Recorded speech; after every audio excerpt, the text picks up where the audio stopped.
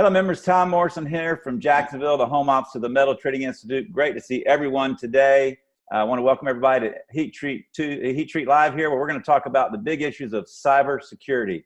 What I'd like to open up with is everybody can see down in the bottom right, you can click on chat at the bottom of the screen and a chat box pops up to your right. And any questions that you hear or comments you want to post, please post them in there so we can, I'm going to monitor those as we're asking questions of the presenters. And I'll ask any questions that you post there that's relevant to the conversation. Real quick, if you want, go ahead and point in there. We like to hear where you're listening from. So you can see I've already posted to everybody that we're here in Jacksonville, Florida, where it is 100 degrees here in Jacksonville, people. It's hotter and crazy here. So put out where you're listening from so we can see where our good members are from. So what I'd like before we get into the meat of the matter is to talk about three things that are really exciting going on with MTI.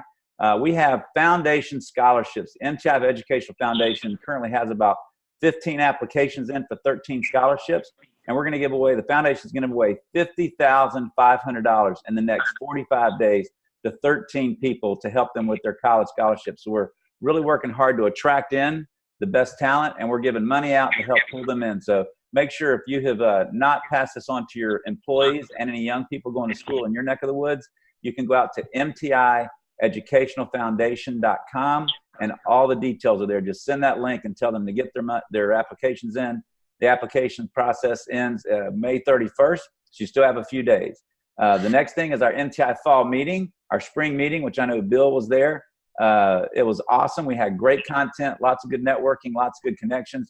The fall meeting is taking place October 3rd to the 5th in Vancouver, Canada, so it's going to be a great time. Get to see another country on the West Coast, so make sure to put that on your calendar and go to heattreat.net, our website, to check out all the details.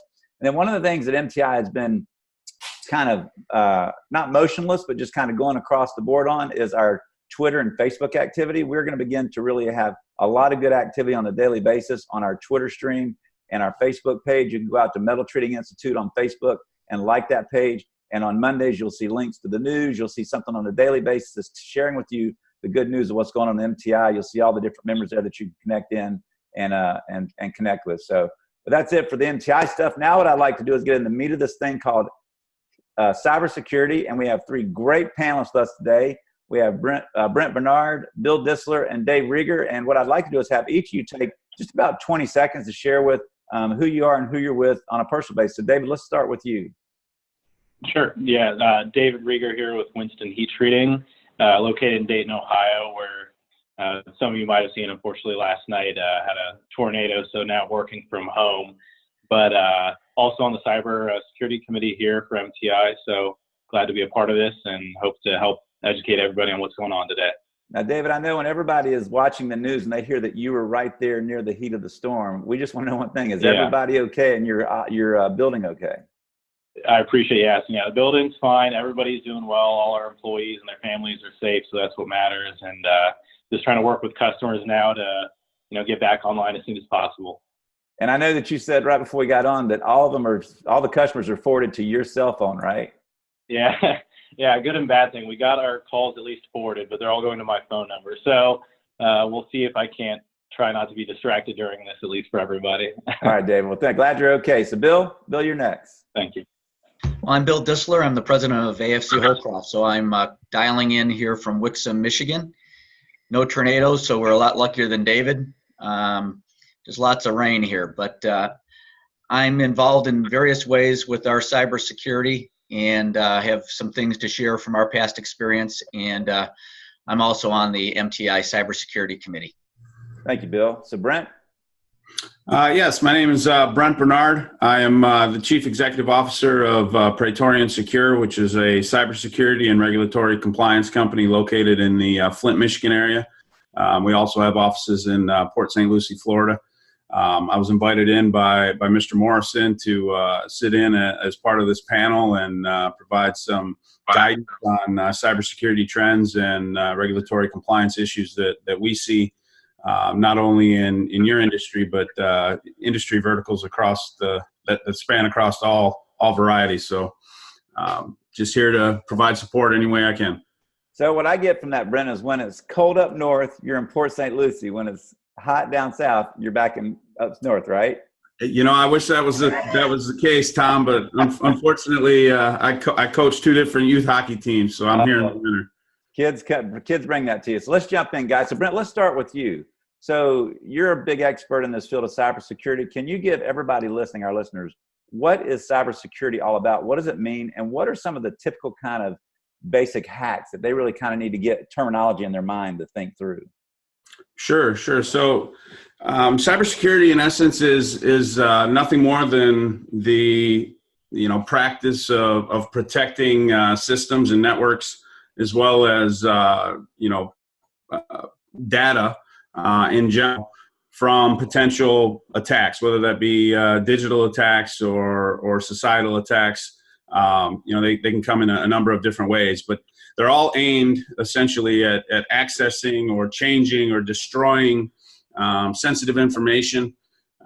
There's been new movements now to instead of destroying information, they like to try to extort money, or just to be a nuisance and try to interrupt normal business processes, right? So essentially, when you talk about cybersecurity from my standpoint, what we come in and try to provide is an opportunity to provide multiple layers of protection across computers and networks and programs to keep sensitive data and information safe. When it comes to hacking and attacks, the big thing is vulnerability management right off the top, right? You want to try to maintain and keep all of the vulnerabilities that you possess within your network contained and stay informed on those vulnerabilities so that you're actually open to understanding where the potential threats and attack vectors come from. With attacks, it used to be a tendency for hackers to find and seek out potential victims. However, in today's day and age, a lot of hackers are putting sniffers out onto networks, and all those sniffers do is they look for criteria that they can exploit, and when they crawl upon a victim and they meet that criteria, they launch the attack. So because of this trend, we're now seeing about 60% of hacks happening on small businesses because of the fact that they're not seeking out the Googles of the world or the GMs. They're actually just sending out very lazily a sniffer or a crawler to find a victim, and when they find the criteria they're looking for, they essentially attack. And why that's a major concern for small and medium business is because they don't tend to have the resources and the systems in place to protect themselves from that. And two, small and medium businesses live a lot on their reputation, right? So right. If you're dragging down an entire network, that's going to impact your reputation if you can't support your clients and your customers. Well, I know what's going through everybody's head right now when you say that as a sniffer or whatever. Is there any commonality that you can say? What are the kind of criteria that they're looking for when these sniffers are running through the internet? Is there any commonalities there, or things that people can be aware of? Yeah. So, essentially, when it comes to a criteria perspective, there are various ports and protocols and services that are specific to firewalls and routers and switches that are out on your network perimeters. For the most part, because small and medium businesses fall into the category of not necessarily having the qualified resources needed to support that type of infrastructure, a lot of ports and protocols that are unneeded are still in use on those firewalls and routers and switches. So what happens is port 443, as an example, is an SSL port. Well, you may not be using secure socket layer transmissions with your network, but because you don't have the bandwidth or the support personnel in place at your small business to even really understand fully what the network architecture needs to look like, that port remains open. And now all of a sudden you've allowed an attack vector into your network, and it was completely unbeknownst to you. Right. So that's what the kind of things they look for. For instance, if you tried to attack that port on my network, obviously we're security experts. So those types of things are closed up, and we're not going to meet that criteria. So someone at a small business that's selling, pizza at mom and pop's pizza shop, they probably don't have a network engineer on staff that knows how to close those ports. Right. So in our first committee meeting, you provided us the NIST 800 document that is like this monster of a document that has everything you could ever want to know about this standard. So could you break that down into what that document is, what members might need to take a look at it or want to know when it comes to NIST 800 so they can start looking into it as we provide them information? Sure. So the NIST is the National Institute of Standards and Technologies. They are the federal government policing agent, if you will, for cybersecurity, as well as regulatory compliance around systems and networks that transmit, process, or store government information or sensitive business information. Essentially what NIST is it's the security framework for managing risk for any organization that wishes to adopt it, right? So in the cybersecurity game, there's no such thing as 100% protected, right? Right. Things are being updated and transformed very quickly in the world of technology. And as different devices are upgraded and different software is updated, so too are the bad guys, the hackers, right? So those things are constantly being updated as well. So what you have to do is find yourself in a situation where you can manage risk and bring risk to what you consider to be a tolerable level. NIST provides a framework in doing so. So the framework essentially covers a variety of controls, and they call them security domains that Right. range from access control, security awareness and training, to audit and accountability, personnel, you name it, right? All the way down the list. And effectively, what it's done is it gives a playbook of sorts to organizations that can go line by line and start addressing and implementing various security practices into their own business practices and business solutions to better prepare themselves for the inevitable. Unfortunately, I think it's last I looked, 1 in 3 companies at some point are going to be attacked. Wow. So it literally is becoming to a point of inevitability. And this framework actually just provides you a framework so that you can kind of rest easy at night knowing that you've done your due diligence in establishing a cybersecurity strategy.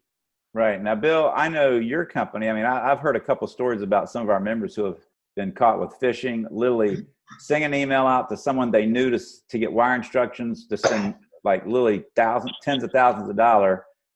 That email's intercepted and he gets a note back that looks just like the person he sent it to, and he sends them, and it's 1-digit change, and he sends the money to the wrong place. I mean, it happens that slick. And so, Bill, I know you, when we actually, I think we're on site at a plant tour when you had something happen at your office. So explain to members just how easy it happens and what happened and what should be a concern to them listening to this. Sure. And I think, in following up with some of the things that Brent said, I think all of us think about this an awful lot. And I know our organization, we're big enough to have a dedicated IT person. We have backup people for them, external security companies helping us with our network security. But it did really hit home, and it was during it happened to occur when we had a YES tour. And we had an all company announcement to shut down computers and to shut our servers down. Pretty unusual. Make a long story short, we did get hacked with a ransomware. Now, what that means, we hear about this, but I'll share our real world experience to make it a little bit more real, because it can be if you're not prepared, it could be a game changer for your business. It turns out that they found access through an old PC that had outdated operating systems. Had done some of the tricky things that you're talking about, key logging and things like this. Got access enough into our network that they started locking systematically all of the files on our servers. Wow. We had activity tracking software that identified it, so we shut down the system midway through. I'll tell you, at the end of the day, we lost about a half day's worth of work only because our backups work perfectly. And what we've learned since is that is not the common result. Many people have backups they think they're doing just perfectly well. They don't end up working well, and they end up with a big problem. It's ransomware, so they'll lock your files and say, we want this much Bitcoin, a couple $100,000, and maybe they'll unlock your files. But if they unlock them, you can pretty much be guaranteed, from what our understanding is after the event, that there'll be hooks in there that they could come back and hit you again. So bottom line is, you really need to be protected. Best way to do it is up front. Identify any cracks in your armor, plug as many as you can. And we were prepared. Tell you a little bit more to the story. About a year before, we actually invited the FBI into our company. I had heard through a sister company that FBI had a team that would come in and assess your security. And it's in their best interest, as they put it, I'd rather meet you this way than right way. And they did give us some tips that we had implemented, and it minimized our risks. But they still got into our system, and it was as a result of that, we made further changes. So the moral of the story is, it does happen. If we couldn't have restored backups, or if somebody does get hit like this, as Brenda said, it's happening more and more, not only to big companies, but to companies our size and smaller. They lock up your files, you've got everything on your system. Right. If you have good backups or a recovery method, it can be a game changer. So Brent, real quick, going back to the backup, I've heard of elements where people go to put their backup on from, say, a week ago, but the virus they put on 2 weeks ago. So when you go to restore it, you're just restoring a virus on top of a virus that's there, and you could still have it in there. So having a backup, you even need to have a process that makes sure you got a clean backup. Is that correct?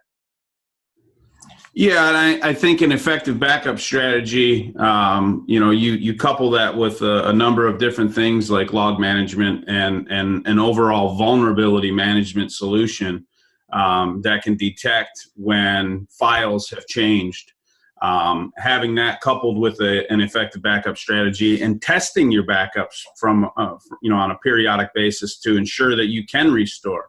Bill found himself in a very fortunate situation there with an opportunity to restore, and everything was accurate, and he was capable of doing that. But a lot of companies find themselves in different situation where when they go to restore, they find themselves in a situation like you said, Tom, or their backups just aren't inclusive enough, right? So part of the strategy, and you'll see that within the NIST security framework, is not only having a backup solution in place, but also a process and procedures for testing those backups and ensuring that operability exists.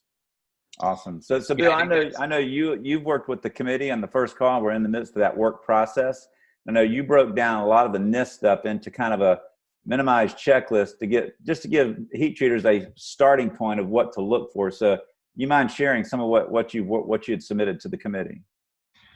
Well, yeah, our first draft, I'm not going to go through all the items. Hopefully we'll get this posted after it's finalized a bit, but some of the things seem very, very obvious, I guess, to me. Certainly you need to have a complex administrator's password. Shouldn't have administrator password on all your PCs. So just a common, everybody should have a password, no shared accounts, and they should be rotated on a periodic basis. Seems basic, but a lot of people don't do that. I think the bigger thing is that we're talking about where we found a vulnerability is an old PC. In fact, it was a PC that was in a heat treat. It was by a shipping area doing a dedicated process. It had Windows XP on it. This was a year or two ago. It worked for the particular application. Just along the way, somebody decided to plug it into the network. That was the portal. So the FBI actually did come and take those PCs and analyze what happened, because they wanted to know what the ransomware event was to try to find a fix for it. But that was their access point. So as simple as it is, just keeping operating systems up to date. We also learned a lot more about turning automatic updates on, which is very annoying, to be honest with you, because you now come in and I might have an update going on with a computer when I first boot it up and it takes 10 minutes. But updates are important. The security fixes are relevant. So we changed our policy with that. Now, Bill, I got a quick question when you go there. So you talked about old computers, and this is for maybe you or Brent or David, but I mean, does that put us in a place where, because computer technology is changing so fast, is it the computer or the operating system? Should we be in the market of every 4 years looking at changing out any computer that's around more than 3 or 4 years? So if I could, I'll answer that for you, Bill. From a perspective of equipment, when you're running old equipment, old software, what happens is it finds itself into a situation where it's no longer supported by the manufacturer. Yep. So if I have old hardware, none of the firmware updates that Dell or HP come out with will be applicable to that given system, right? Any of those firmware updates typically close gaps or potential attack vectors within the hardware itself. And then the same goes with software. So he indicated Windows XP, well, that's no longer supported by Microsoft. So any updates or critical patches that Microsoft came up with and need to update on systems, it's no longer applicable to the Windows XP machine. Therefore, any new vulnerabilities or any new attack plans that were developed by a hacker, the system is open and vulnerable to. So typically what you need to do is look at, during your acquisition process and your contractual agreements with the various software and hardware vendors, you need to look at the expiration timelines on not only software and support, but as well as the end of life cycle for given systems, because as soon as they are out of end of life EOL, right, or even EOS, which is end of support, you're opening yourself up to potential disaster. Gotcha. Thanks, Brent. Yeah, I think that's we found the same thing. It was PC BIOSes that weren't being updated as well. That's your firmware that Brent's talking about. And it is a big deal. I think Windows 7 for the listeners, Brent, isn't Windows 7 getting close to end of support? It is. So I think end of sale is end of this year, and then end of support, I believe, is 2020. So if you're considering that, Windows 7, which probably many of us are still running, it's right around the corner. So that would be something that I know from our standpoint, we're planning to rid ourselves of all that this year. The other things that I guess I just reiterate, test your backups. If you think you have backups, just like Brent said, the horror stories I've heard going through this event and talking to some professionals, it seems like more than half the time people's backups are not what they thought they would be. And it's got to be a plan. There's a whole system to it. You can look it up, or NIST will have it, a lot of other things. But a few other things that I guess I'll touch on that I think are important. What we started doing as well is actually educating all the employees about what kind of fraud emails come in. We hear about it all the time. Click on this. They get trickier and trickier by the day. We actually have done penetration tests, and we do one a couple of times a year, just to see if our different companies pass that test, to see if employees pick something they shouldn't. So having a company or having somebody do an external penetration test is very worthwhile. This stuff does happen. Other things that I had that I thought might be worth mentioning, if you use a lot of remote access, log-me-ins, things like that, other than VPN access, make sure your remote access into your system. I think the recommended path, Brent would know better, but we use VPN secured access. Some of the others can be problematic, and was a suspect for us as well, using a log-me-in access. A few things that I think are outside of what we're really talking about that I just want to remind people of, because we see it a lot as well, and I'll call it cyber crime, is requests for fund transfers. I know, Tom, you mentioned it earlier. Mm-hmm. We get them all the time. It's amazing how many times I apparently have sent emails to transfer funds from our accounting company or group. But these have gotten very creative.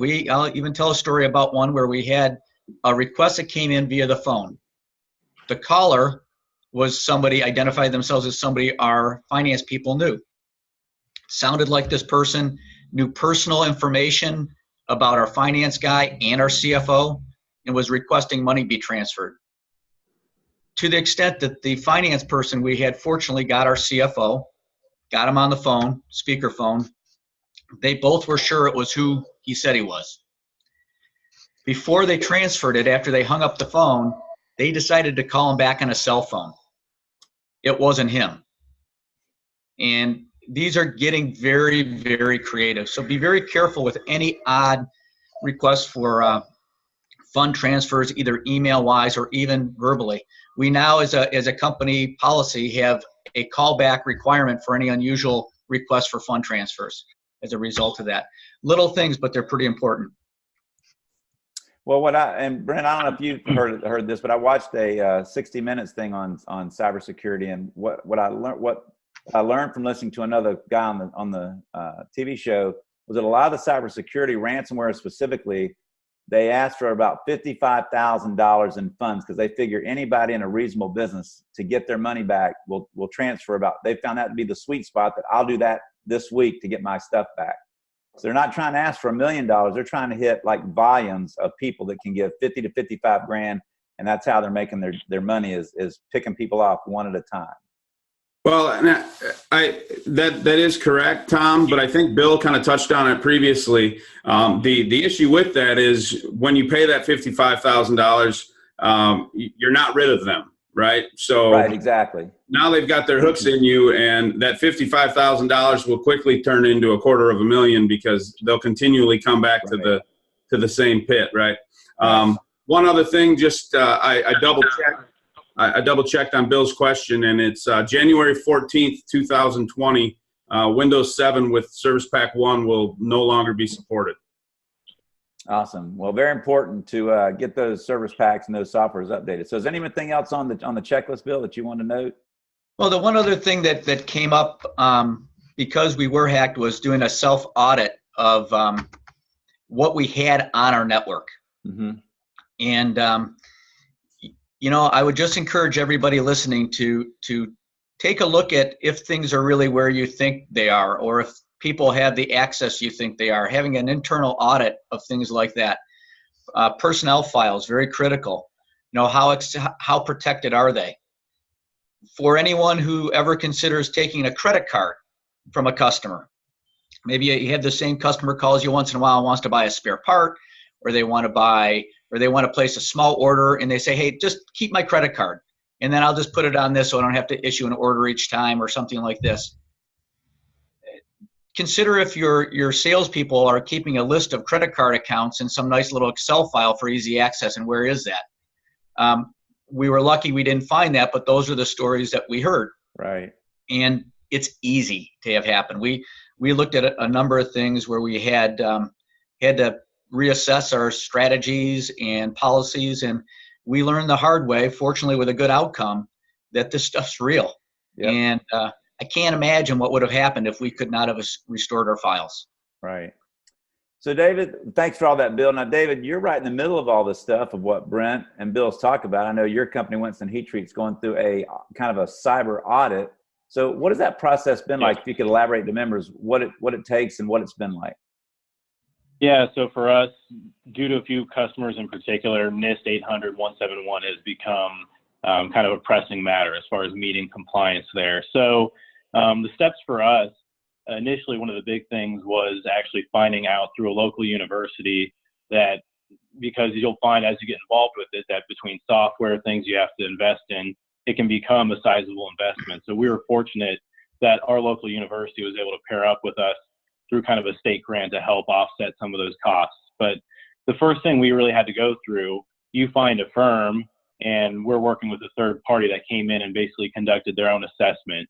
You sit down and it's pretty much a half day going over everything. And it could be your onboarding policy as far as getting new hires, into your system, how you're doing background checks, how you're giving them clearance to different systems, all the way to the in-depth parts of your servers, firewalls, all of that. So it's pretty much a comprehensive review of what Bill and Brent have already gone over. And to me, what I find that's really useful is it really is helping you understand your best practices for cybersecurity. So all these things that we've already talked about, those were learning lessons for me, honestly. I mean, you think you're doing parts well, and then you start considering all the things you never really fathomed and you need to address. Right. So when you went through it, like, everybody I think feels like no one's ever going to hack us. We're just small. I think we're pretty protected. What was kind of a couple things that you learned that you did not know that you're like, oh my gosh, I'm glad we did this process?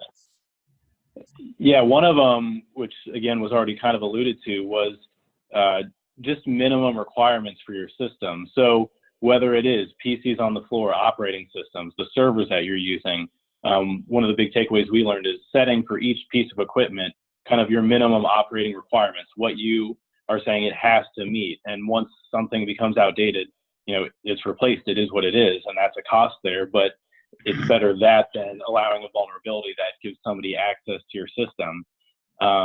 So it's things like that. Password management policies, of course, I mean, that's more straightforward, but it can get pretty in-depth as far as, you don't want folks just having to potentially write down or where they store passwords. So it might mean investing in a piece of software for the entire company that kind of administers your password management. A big thing too, for me, I thought, was just really learning, if you're getting into NIST, if it's because of government data, really learning where all of that data is stored. You might think, okay, it's just on this piece of our server, but it's easy to take for granted. Are you scanning it? If that's the case, think about those scanners. Hopefully, if it's not being faxed out, but it could be printers, you name it. There's a lot of areas it could be stored at. And maybe if it is time to replace a computer, how are you destroying that computer when it is time to get rid of it? It's not just throwing it in the trash. It's how are you completely disposing of it? Right. Now, Bill, we got 3 verticals that we're really working with to put some emphasis on with the committee. I mean, you got any comments on those, just to give members at what levels we're going to be working to? Well, I think the committee, we broke down into 3 vertical areas. One is general industry, and then aerospace, which is DFARS and ITAR, some of the things that David's talking about because of the kind of documents that you work with.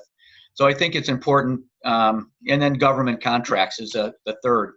So I think the government contracts and the government or defense sensitive documents, anybody in the MTI group or listening that's dealing with that, the NIST is coming, and it's coming quick. We've heard Brent explain it, David, and my understanding from previous discussions within the committee is that they're doing more checking than they used to in the past. So getting ready for protecting that data, unfortunately, big or small, it has to be on your radar. Right. I like the idea that David mentioned, some university support. I think we talked about some state level support in cases. And as odd as it sounds, we did actually invite the FBI in. In most regions, there's a cyber security group that will free of charge come in and just talk to you about what they're hearing is going on, maybe point you in directions of local support for your region, because they are very regional. And we thought about that, but I think in the end, it turned out to be a good thing for us. So there's a lot of resources there. But again, even general industry, at minimum, you've got to be looking for business protection of your own data, your employee data. You know, there's other things that are coming from Europe or European entities. European Union now has very strict rules for protecting employees' information. And it can become a criminal offense for CEOs and business owners if they don't actually exercise the proper judgment. Is that here? Not yet? No, but I bet you it's going to be coming. So we just have to be on top of it. Right. Now, David, real quick, could you really unpack? Yeah. So how did you go about going to the university or finding out, just so members know kind of how to approach it if they want to go check in their state where that funding Sure. is? Yeah, and I'm sure with our committee we can send out more detailed information, but more or less through our state, there are specific grants basically for manufacturers to drive different areas. Usually nonprofits are available there. And for us, one of them was specific to cybersecurity. So it was an extension of our local university. They have a program that works with manufacturers. One specific arm is for NIST. Other aspects could be additive manufacturing, you name it. But there are resources out there available to help folks like us, to improve in those areas. They want to see us get there. Right. So, Brent, any timelines that you see when it comes to NIST compliance, DFARS coming over from ITAR, any things that the members should be aware of that are kind of deadlines they should be shooting for? First and foremost, I put in the chat window, Tom, the NIST.gov MEP National Network, which is what David was referring to, and it's a full-on map of all the states and the independent organizations that represent NIST for those given states. So okay. I know that we work quite a bit with the Michigan office on that NIST map, as well as the Florida. But that might be a good resource for your membership to have. Okay. As far as NIST being rolled out, NIST 171, they are trying diligently at the federal government level to write that into law, so that private organizations end up having to implement it. And it is being updated, every day. Bill made mention of the European Union's new movement, which is the GDPR. And GDPR is also being reviewed by our own federal government, so that various portions of it will be written into the new NIST flavor as it is developed as well. So, one of the big things, one of the things we've talked about is, if you don't do anything, what are you opening yourself up to? Well, I think Bill and I and David have mentioned a number of things that put you at risk. But a big thing that small and medium businesses don't realize is that your customers are your lifeblood. Mm-hmm. As NIST and these regulatory compliance initiatives get rolled out, if your customers find out or discover that you're not doing your due diligence from a security standpoint with their data, which is bound to be exchanged with you at some point, they're just not going to do business with you. Right. So, at the end of the day, cybersecurity, it used to be viewed upon as an insurance, so to speak. Right. You never really needed it until you need it.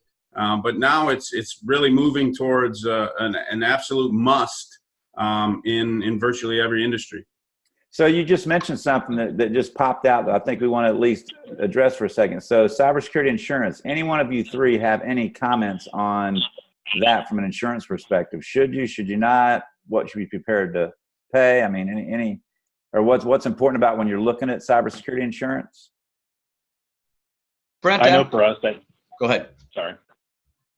Go ahead, David. I know for us, there's been a new offering in meeting with our broker, and it's something that you consider threats out there. It's a very realistic one. I mean, again, we heard from Bill the exact scenarios that they played through, and it's something, again, you can't ignore. So that is something we've invested in, and you have to obviously review what's the scope of that insurance, what will it cover, will it make sense for you, but it's, again, for me, something you can't ignore. Right. What about you, Bill? Yeah, I think we're looking at it from a corporate standpoint, and I'm not sure exactly what the status of it is, but it's certainly offered through many brokers.